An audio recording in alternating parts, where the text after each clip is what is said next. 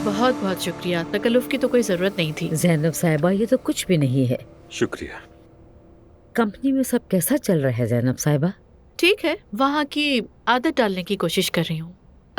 और जिमल को मैंने अपना असिस्टेंट रख लिया है।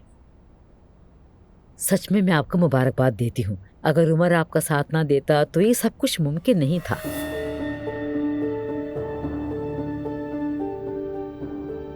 आपके कहने का मतलब है मैं सिफारिशी हूँ?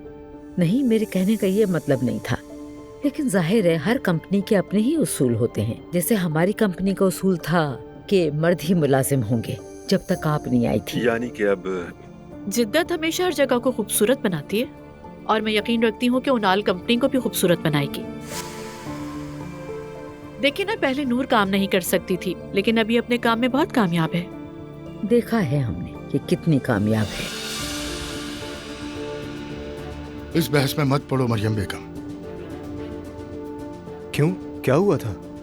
रमीज को आपस से मोहब्बत हो गई। बेटी, हमने क्या बात की थी?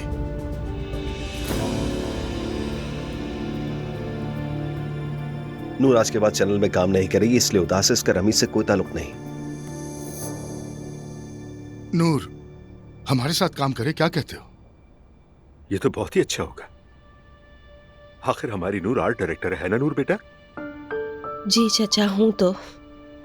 नूर बेटा, तुम तो जानती हो ना कि हम अपने होटल्स के लिए बहुत सारे नए प्रोजेक्ट्स पे काम कर रहे हैं। उसमें बहुत सारे काम होंगे जो आर्ट से रिलेटेड होंगे। उसमें पेंटिंग्स भी होंगी, डेकोरेशन का काम भी होगा। जो भी आर्ट से रिलेटेड होगा, मेरे ख्याल है तुम संभाल लोगी। क्या कहती हो तुम? हाँ, ये मेरे लिए बहुत खुशी की बात होगी चचा, जरूर करूंगी।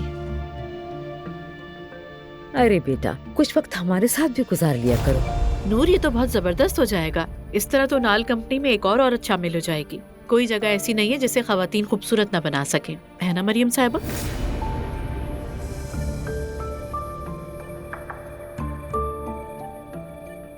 मेरा ख्याल है खाने का टाइम हो गया। जरूर, चले भाई।